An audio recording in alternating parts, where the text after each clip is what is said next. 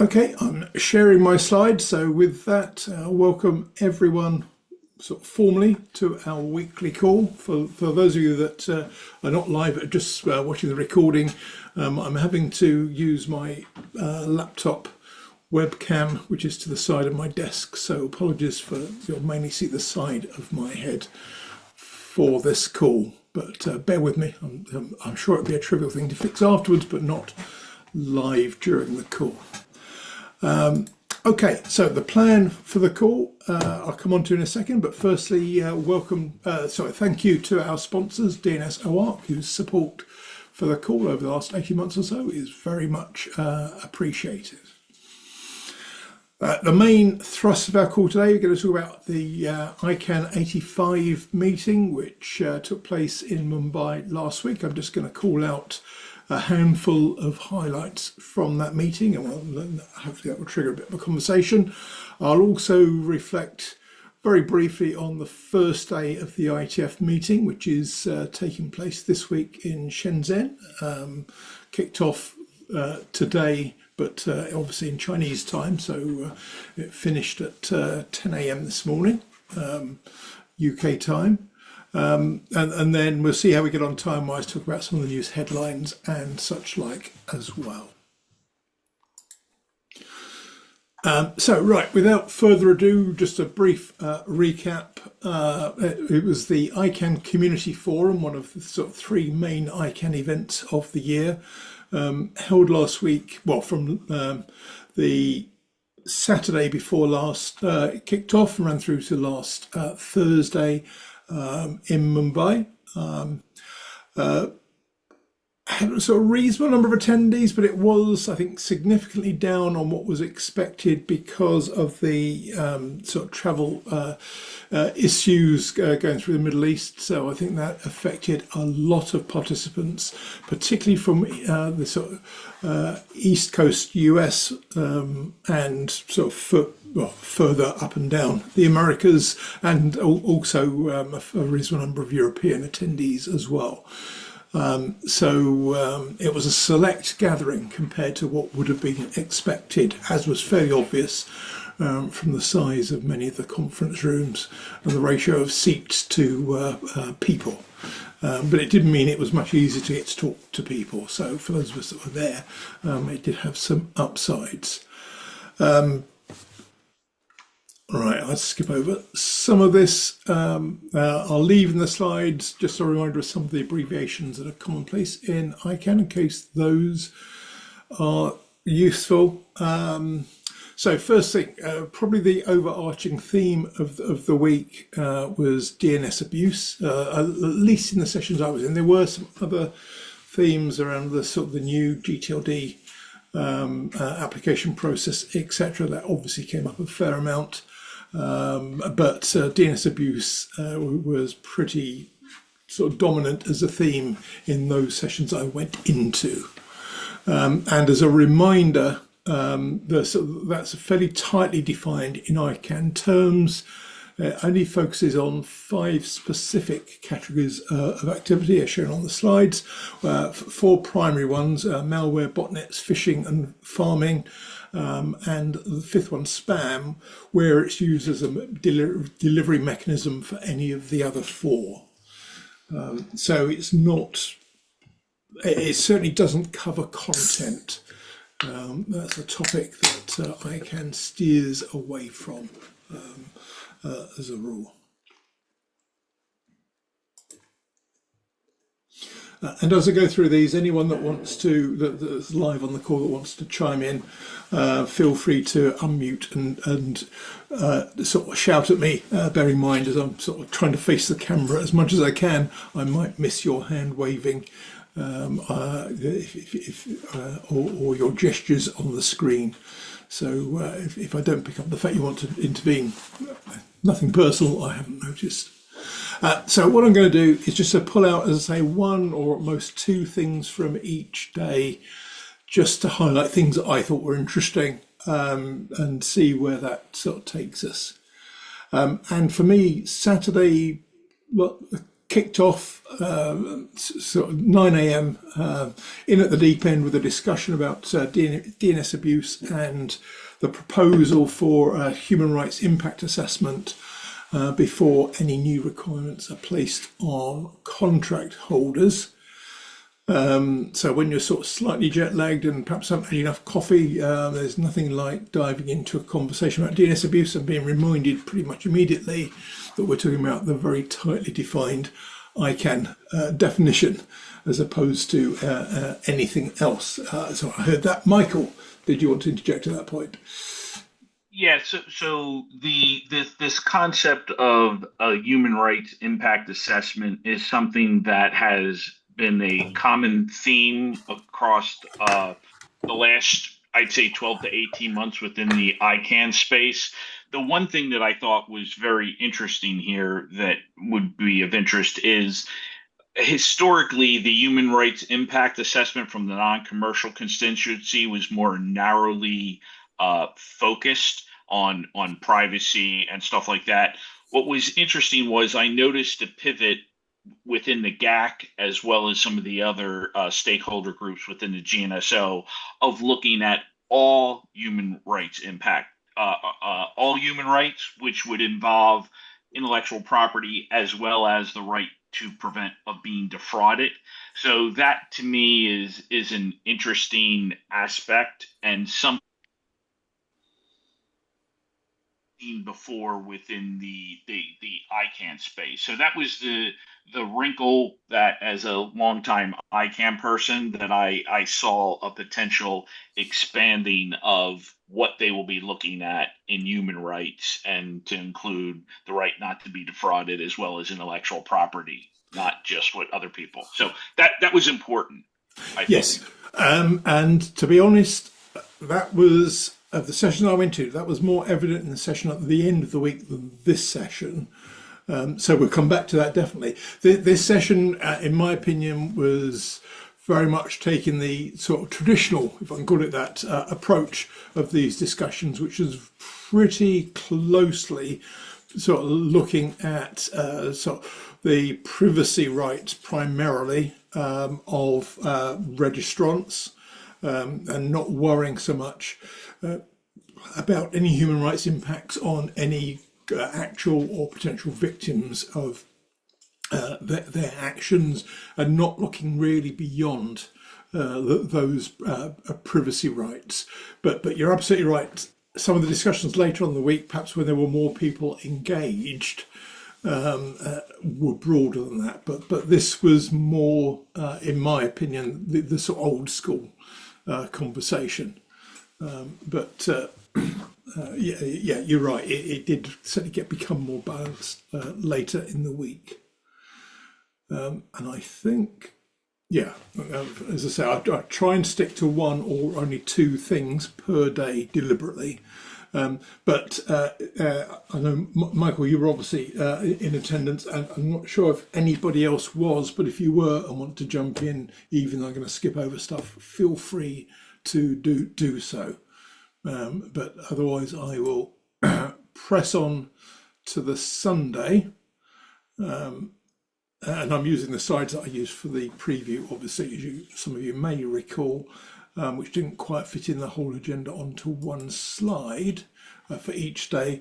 But the one that I pulled out of interest on the Sunday, which is very interesting for different reasons. I went along to the Stability and Security Advisory Group work session on DNS abuse and AI work party. Bit of a mouthful.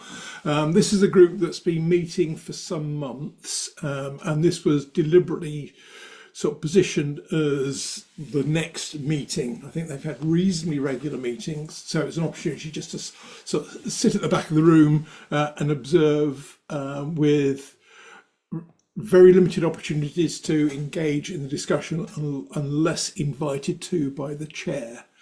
It was fascinating in some ways mainly because the discussion didn't really get very far. But it was interesting to observe just the dynamics of a group where clearly there were conflicting views how to approach this between the chair and some members of the working group.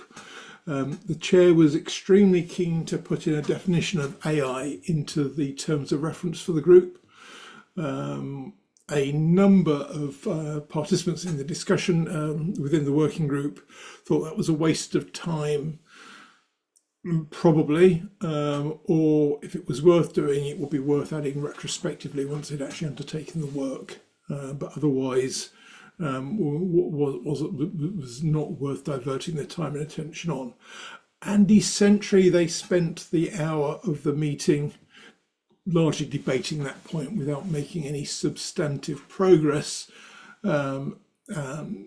with sort of not tempers weren't rising, that's unfair, but certainly you could feel the friction within the group just by observing the discussion. I mean, we've probably all been at various times in our lives in not very productive sort of groups. This was an example of that. I'm hoping that they'll learn from the experience and figure out a way of actually making some substantive progress, but they didn't actually do so. But it was fascinating and quite privileged, I suppose, in a way, to be sat at the back just watching this happen and seeing what the problem was, which is dead easy when you're not actually involved in the discussion, just to observe it and sort of share some of the frustration, but whilst trying to keep quiet from the sidelines. So that was an interesting session for me. Maybe I'm strange, but there you are. So we move on to Monday, which featured amongst other things an opening ceremony, because sort of technically, a bit like IOGS, we had the sort of day zero and 2 day zeros, if you will, and this was the first day proper with the sort of formal opening ceremony and various other things. And I picked out a couple of things here, one of which was a Q&A with the ICANN executive team, which was scheduled, as you can see, for an hour. And I'll note, I suspect I might get intervention from at least one other person here, that some of the so-called next-gen community, that's sort of younger participants and fellows, that's people being funded to attend from the global south, again, typically sort of younger in their careers, made enthusiastic sort of use of the opportunity to join the mic queue and ask questions of the exec team. And this came up later on in the week with a sort of similar meeting of the board rather than the exec team.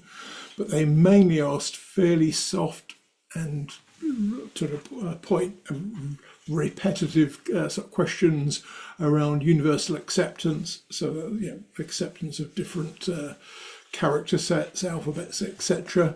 And also, not as frequently, but came up a few times, various questions around sustainability, which felt like a bit of a missed opportunity to ask harder questions, especially, and also that those particular groups had a sort of separate opportunity on the agenda later on in the week to also meet with the senior execs and the board. So they maybe could have given way to others to ask different questions, but you can't blame them for joining the queue at that point. Eric, did you want to come in there?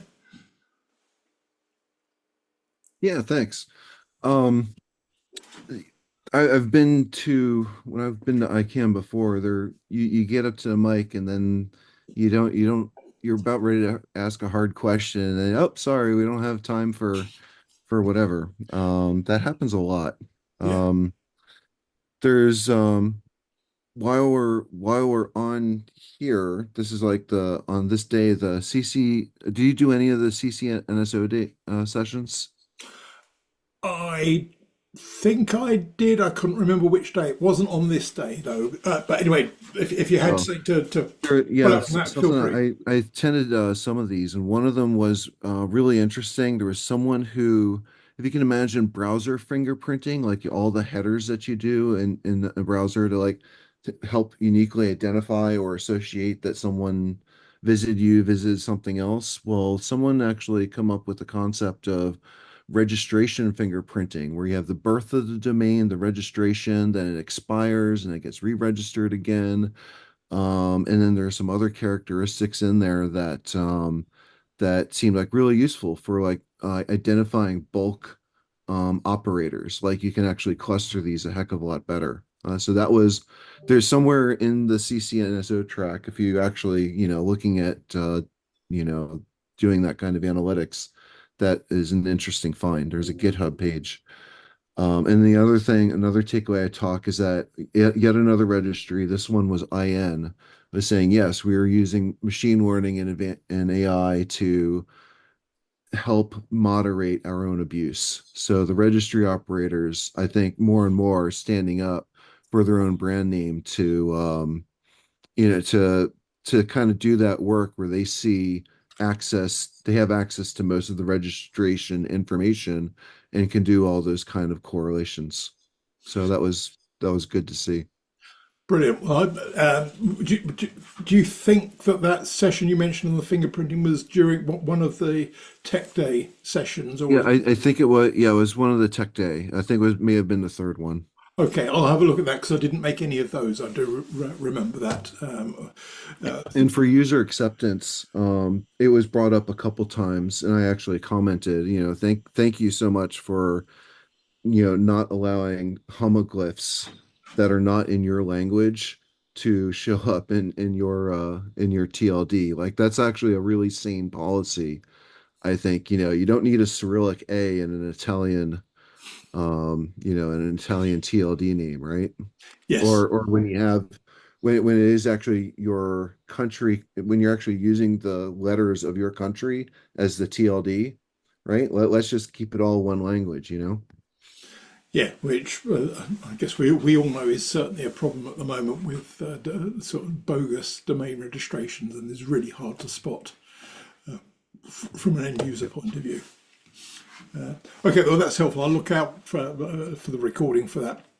I should have said, by the way, all of the sessions were recorded, and the recordings are freely available. So anyone that's interested in looking back at any of these things, that's fairly easy to do.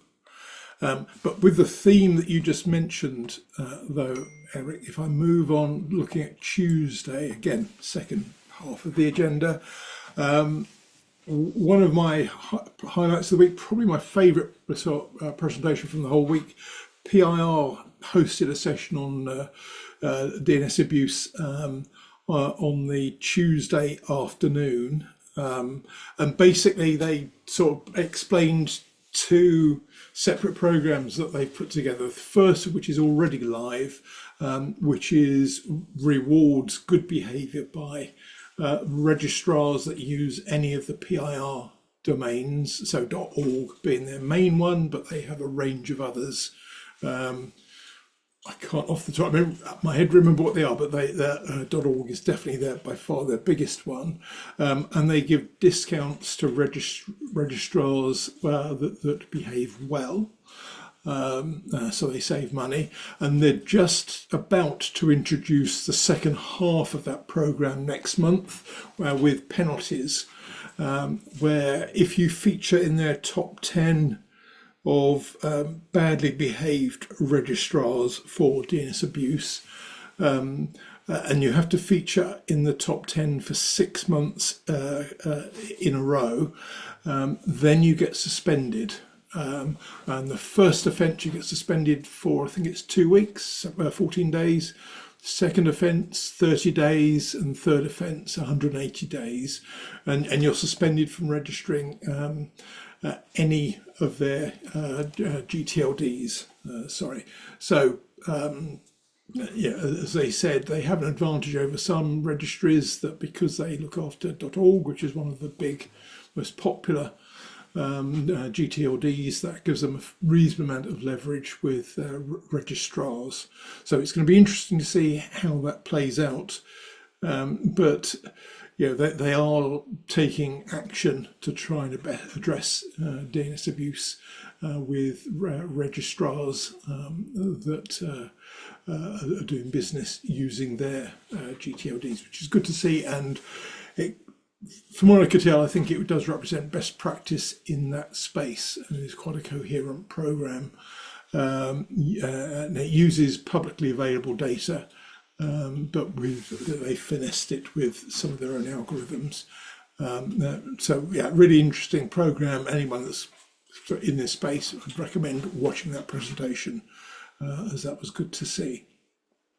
The other one, so this would be one of the exceptions where I pull up two things on a day. The Root Server System Governance Working Group, RSS GWG. If it's not already apparent, ICANN loves abbreviations. I sat in on their meeting, which was mainly a presentation on new governance proposals that the working group has put together for sort of governance of the root server system and the root server operators. And they've just submitted those proposals to the ICANN board. So I don't believe they've been adopted yet, but they're sort of under consideration. Should it go forward, the idea is there will be a sort of a governing body which oversees the root server system with representation from obviously from the root server operators and other stakeholder groups. But currently there isn't any representation from resolver operators, and that to me felt like an omission. So I did ask the question in the session, and I think they are open in principle to a resolver operator body being so having a place around the table in some to be determined way. So anyone that's either on the call now or watching this that's interested in that, maybe reach out to me separately and we can have a discussion about how that might work, because I don't think there is such a body at the moment. So something would need to be set up to represent the resolver operators as a collective to take part in that sort of governance group, should ICANN determine it's worth proceeding with the proposals.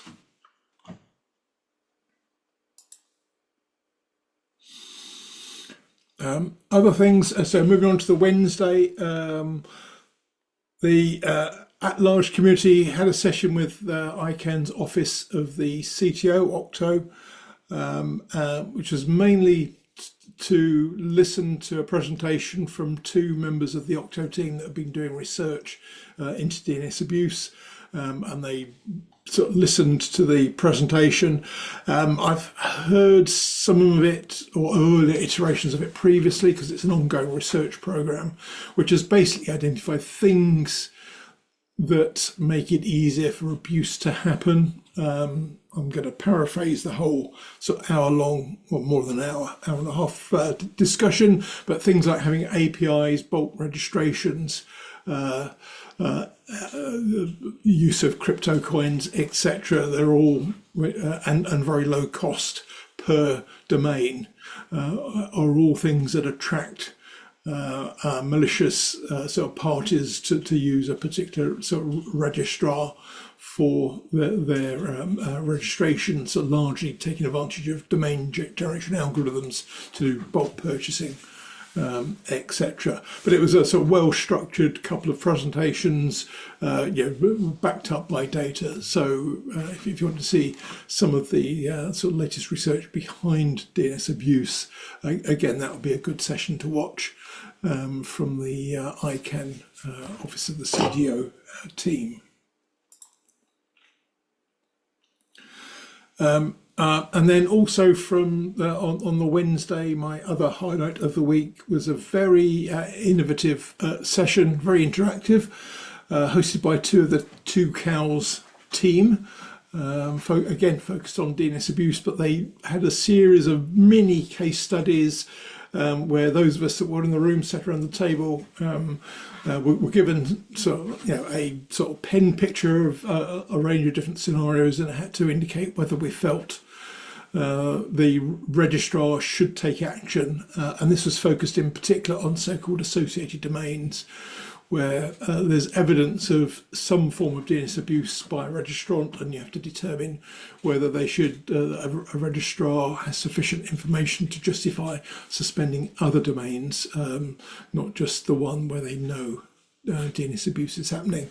It was quite a fun session, different from the standard format, and therefore, I think credit to them for using that to bring the subject to life in a different way. Again, worth watching, and you got, because there's some registrars taking part. You got to hear some of the challenge, the real-world operational challenges that they face, and some of the actions they might take, or alternative courses of action they might take as well. So I certainly learned a lot from that. And then moving on to the final day, again, going back to the human rights impact assessments and so on.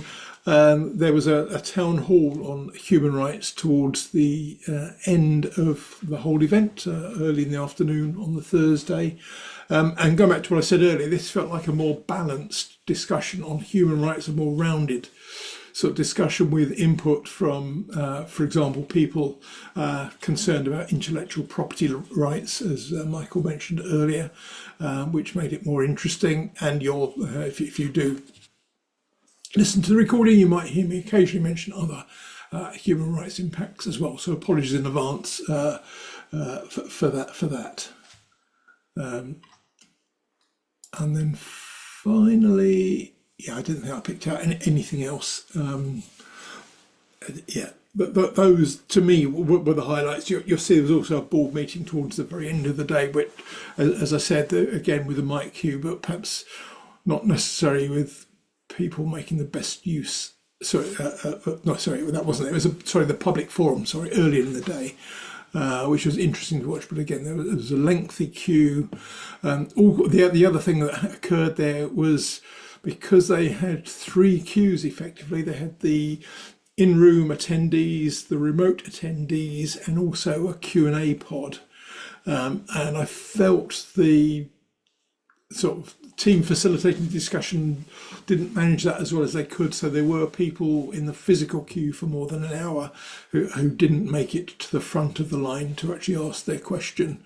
To me, it highlighted ironically, as it will become apparent in a minute or two, the better approach the IETF takes with a single mic line, integrating remote and local participants.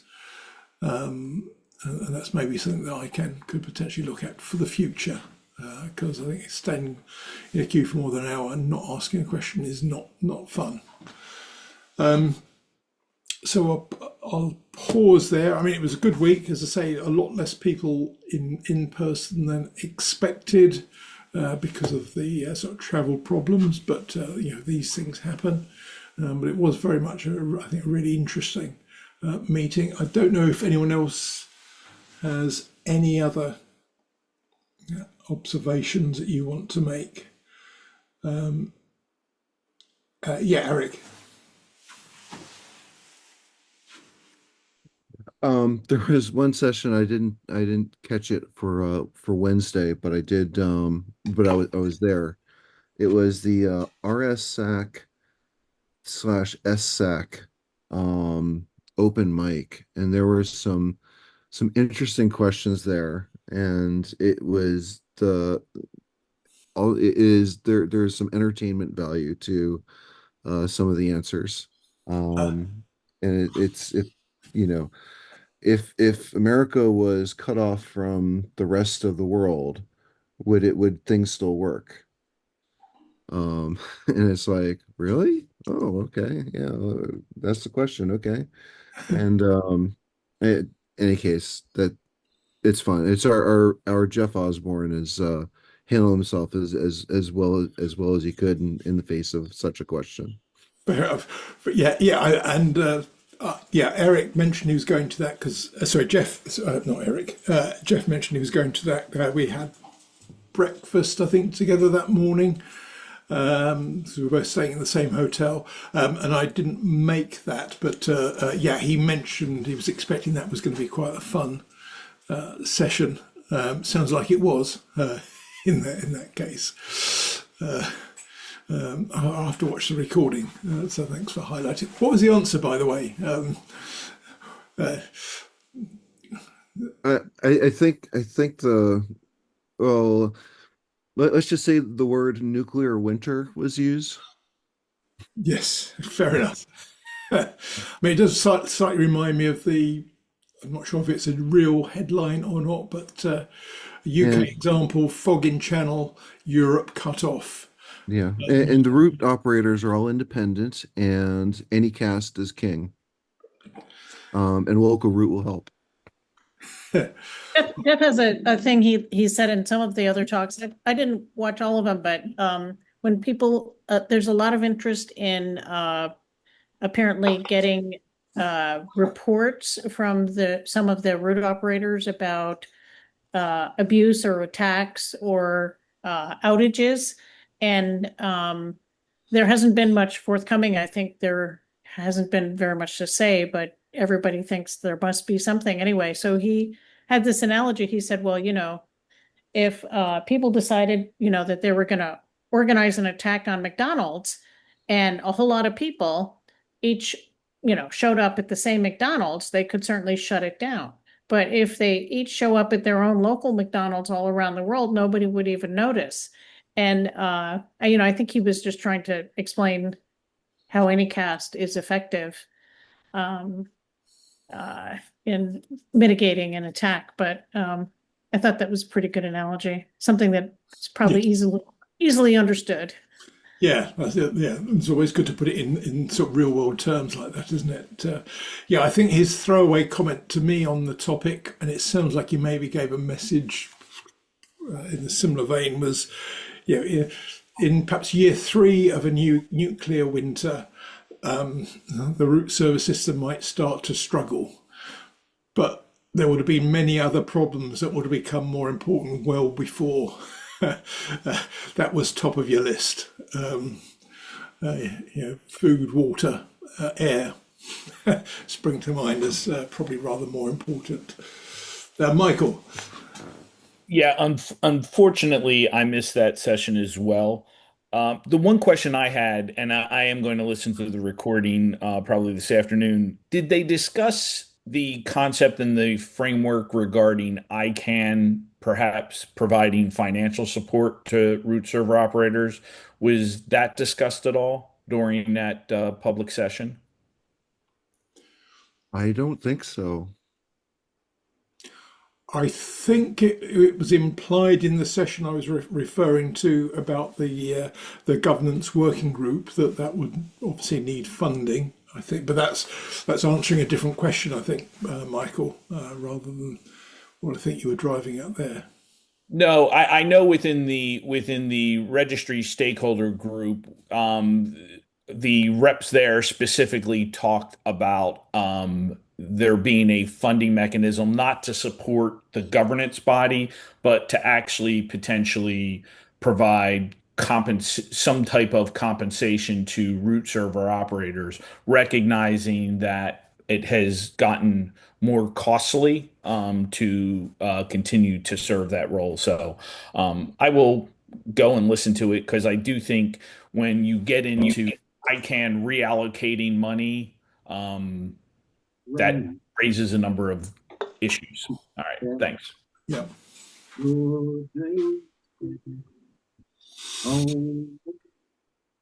Okay. Let me move on. Jeff, did you want to come in on that? Yeah, I missed the call because I thought it was an hour earlier, so I literally just got off the exercise bike and I'm like, "What the hell? It's a call." So my apologies. I didn't hear all of Michael's comments, so I can't really say anything. Oh, let me jump in. We before you got in here, I was commenting about how some of those questions were during the SAC meeting with RSAC and how well you handled it, Thank you. and then they got to the question now as to did they discuss whether there there was going to be any financial compensation from ICANN into RSAC to help mitigate some of those costs. I didn't recall hearing anything, but maybe I didn't, oh, it was only like the second part of the meeting. Um, that's a shockingly loaded question. Um, I go to an ICANN meeting with a set of hats. Let me see if I have them. Where one says RSAC, one says ISC, and the other says just Jeff talking. And it's for exactly this reason. So imagine I'm wearing my just Jeff talking hat. 10 years ago, I started showing up at RSAC meetings because I'd taken on the role at ISC and found out we operated a root server, which was kind of a secret at the time because until about 8 years ago, nobody talked about it. I walked into an RSAC meeting and was told ICANN would like to apply service level agreements to all you people for what you've been doing for free for the last bunch of decades. And in a room full of engineers, the sole businessman, went, service level agreement. Agreement is a contract. First week of law school, you learn that a contract requires compensation. What are you paying us? And I proceeded to get 20 minutes of being told why I was an irresponsible person who didn't deserve to be among the kind, peace, and freedom loving multi-stakeholders. So I've spent the last 10 years sort of trying to googe my way around that. And in both the GAC presentation I did for an hour last week and in the SAC meeting, somebody came up and said, you people need to do these 28 extra things. And I said, I operate a nonprofit that gives away software. If you want something special, pay me. And got into it a little with a bunch of people who are there on their multi-million-dollar we lease out names to the world roles. And I'm like, God, the number of times I have not said fuck you into a microphone that was being recorded should get me into heaven all by itself. So anyway, that's kind of what was going on. Was they know what I think and don't want to hear it. I know what they think and they're wrong. And me being right and everybody else being wrong has gotten me nothing other than infinite wealth at a young age and the ability to tell people to fuck off in public. So does that help? Not sure if Michael will unmute, but I think it's a good answer to the question. I would put, so I actually agree with some aspects about there being privity of contract. And that's one of the, not only from a root server operator, but also with regards to the RIRs. If you look at ICANN's bylaws, there's a total of 8 lines, and it references an MOU with an NRO, which is a non-legal entity. So to me, again, as a lawyer, one wants business predictability, and part of business predictability is holding people accountable. So, yeah. You know, it's an interesting angle there, though, Michael. I've been really watching the RIR governance process for a long time. And, you know, the RIRs and the root server operators have a lot of the problems that I've been involved with the commercial internet since 1983. So, like, watching this shit from way back has been an awful lot of fun. But ICANN sort of wanders in and goes, we're the adult in the room, and at some point you'll figure that out.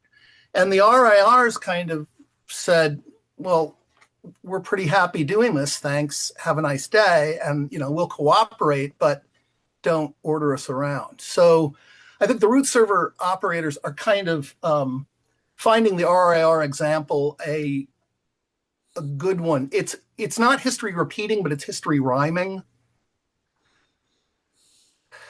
I think, yeah. So to build on that, Jeff, one of the things that I've always been amazed about ICANN in my 26, 27 years involved with it is if you go back to what I call the original ICANN, the Louis Teuton, Mike Roberts, Esther Dyson, that original version, that was an incredibly lightweight organization that had a couple of $1 million. And when I was on the ICANN board, my first year was 2003. I think the total budget was $8 million, right? I think the CCs paid about $1 million. The RIRs paid less than a $500,000. And what's interesting, I'm a big believer of follow the money. And ICANN has gone from an $8 to $10 million a year organization to a $170 million a year organization with a $500 million sitting in the bank, which is quite amazing. Why? For the love of God, why? Yeah, well, that that Jeff is the very question that I am asking as well. Is why do they have so much money? And when when a nonprofit begins reallocating money, that seems less like a technical coordinating body and more like a tax and spend government regulator. And that to me does no one any good. And that's, as I said, that one of the things that I drilled down on was the session on the review of the reviews and why I think that is so important. I went through that original ICANN evolution reform back in 2003, where there was substantial change, I think, in a positive way. I look at ICANN right now, and I've said this publicly, I think it has been captured, and I think it's been captured by a number of people and companies that have an economic interest to continue to maintain the status quo. And that's kind of where I'm drilling down on trying to identify it. So follow the money, identify the capture. And one of the other things I think, I don't know if you touched upon this, Andrew, but the issue of the non-com and board appointees, there's been a lot of discussion. What nonprofit board requires a board director to allocate 50% of their time to an organization? Which is just insane, but that just is all part of the I would say the non-optimal functioning of ICANN in its current embodiment. Yeah. It goes so deep, my God, there isn't time for this. The other thing I have been told by a large number of ICANN board members, and I have served on a lot of boards in the US, Europe, Central America, all around, publicly traded companies, private companies, foundations, nonprofits.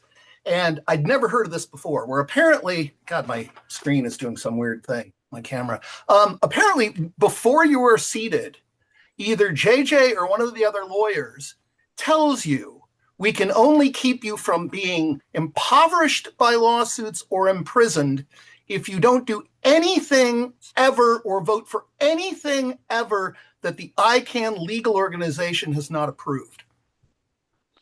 That's a curious approach to independent board members, but no fuck. I mean, I was told this and I kind of sat down and said, what was it like on the other boards you served on? And I don't think any of these people had ever served on another one. And that was by itself a little bit of an interesting red flag. But, I would argue that the capture is by, well, okay, first off, ICANN is a trade association for registries and registrars, step one. Two, my board of directors used to refer to ICANN as the League of Nations. They upgraded them to FIFA. So that's what I'm working with, is that's the level of trust I've got with the organization. But then the third thing is I think they have been captured by their legal department and accounting. And if you've ever run a company more than a couple of dozen people's, you recognize that you cooperate with the developers and you cooperate with the support people. You slap down the accountant because otherwise they'll fire everybody and spend nothing. And you slap down the lawyer because otherwise they'll take no risks. So ICANN is an organization that does not know how to slap down a lawyer or tell an accountant we're spending the damn money, shut up. So it's captured by those two functions, and it explains much of the malaise. I mean, on that point there, Jeff, and I wrote an article on this. I believe the biggest fundamental governance flaw is the ability of John Jeffrey to serve as both secretariat and general counsel.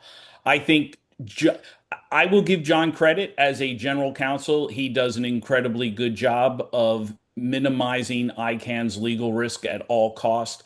However, I believe that him serving as both general counsel and secretariat puts the board in an awkward position when they need to do potentially the right thing, which may involve a certain element of legal risk, which goes back to your original comments about how what is the tail wagging the dog regarding actions by the ICANN board. So, Well, one thing that's really funny is they're always saying we have to be very careful because somebody might sue us. And I once raised the question and was told to shut up because I'm not nice. I said, has anybody ever sued you other than a registry or registrar trying to make more money? And they all kind of grumbled and said, well, that's not very polite. I have to say, I'm going to look forward, if I get as far as an interview for the board role, then it should be a fascinating discussion based on this. And with that note, I'm just conscious of the time, so I'm going to move us on. But that was really fascinating, genuinely, to get that take on it. But it was genuinely, I thought, a good week, and well worth going and getting some sunshine as well. I think some people even braved the outdoor swimming pool. I won't name names, but I was quite impressed to see that. It was excellent. As I said, Jeff, I won't name names. Right.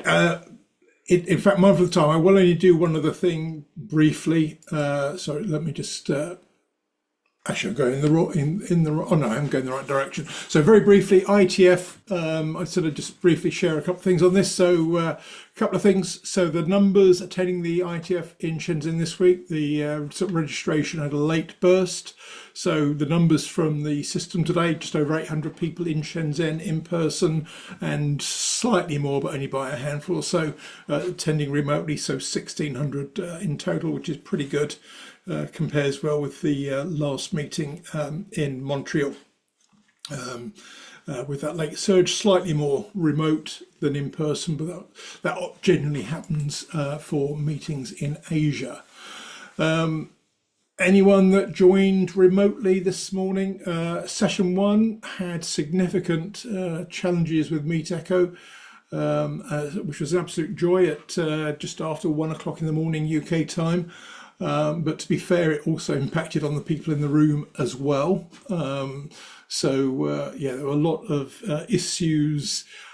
From what I can tell, they seem to have sorted themselves out by the end of the day, so touch wood. So hopefully from tomorrow onwards, it should be fine. But yeah, it was very challenging to have a coherent conversation first thing this morning. Just a couple of brief things in the interest of time. One was the dispatch session, covered a number of things. I put some of the main ones there. They didn't, as far as I could tell, but as I say, it was difficult with the audio dropping in and out and having to keep resetting. The proposal for a cross-platform policy parental control to be dispatched was not accepted on the basis that it had no support from anyone in the industry. It was just put forward by the author with no other parties backing it. So it was rejected on that basis. And that I think was the same for security protocols that optimize for non-web and post-quantum computing. The other ones, it was very difficult because, as I say, just after the session started, Meet Echo kept on sort of dropping out every minute or so. So I'm not entirely sure after watching the recording if that actually captured anything useful, or alternatively look at the notes. But the people certainly in the room were taking the approach fairly consistently. But if it was only an idea put forward by an author, it was probably going to be rejected completely. So not dispatched for further discussion, but just rejected. Come back as and when you've got a few friends that think this is a worthwhile idea. There was also some interesting stuff around end-to-end encryption, and Mallory Node will put forward a proposal to have interoperable end-to-end encryption. That was in DNRG, which was taking place in parallel with the dispatch session, as well as community moderation practices as a better approach for content moderation as well. So another presentation. Again, I got the gist of those, but they suffered from the same meet echo issues. And then just moving on to later in the day, just briefly, the other session I joined late in the day, human rights protocol considerations, by which time meet echoes seemed to be working properly. There were meant to be 4 presentations, but weirdly one about how China transduces de facto ROI in the governance of facial recognition technology was dropped from the agenda. Don't know why. So it only had 3, and one of them was really interesting, which was security versus interoperability. I thought that was a quite interesting presentation, but the one I had some problems with child safety, privacy, and healing together, which I thought was quite problematic. And because the speakers used the excess time quite enthusiastically, it wasn't really practical to get into a proper discussion with the presenter in the Q&A session. But I thought that the argument that we shouldn't really focus on blocking the sharing of CSAM was wrong, and the supporting argument was isn't backed by available research in the field. But Tom may have a different point of view on that. Sadly, no. I've seen that presentation given at a different forum, and I believe the presenter's arguments were specious at best, and engaging in any sort of meaningful conversation with them is probably just hiding to nothing, to be honest. Oh, fair enough. So I didn't miss anything by not being able to then in that case. Fair enough. Okay, so just in the interest of time, let me just skip to the end and quickly work backwards. So we're at time. Shenzhen this week. If you want to have a longer discussion on ICANN 85, Echo are hosting a session on Wednesday with some additional participants, just looking at what went on through the week. So that might be useful to join if your diary allows. And then a reminder, next week I'm going to be in San Francisco for the RSA conference. So if you happen to be in the area and want to meet up, have a chat, feel free to let me know. It'd be good to see a few people in person if you happen to be around. But with that, and then also a reminder, we won't have a call this time next week, so Jeff can get longer on the exercise bike because I'll be in San Francisco, and it will clash with the opening of the RSA conference, which kicks off at 8 o'clock or thereabouts usually each day. So a week off next week, and then the week after, Sarah Dickinson will join us to talk about ADOT and ADOC, just continuing a discussion from a few months ago. So that's the plan. Thanks again to DNS OARP for their sponsorship. We won't have time for AOB. Thanks for all for joining. I hope that was useful, and catch up with you in a couple of weeks' time. Enjoy the sort of a quieter Monday next week in the meantime. But thanks everyone. See you all in a couple of weeks.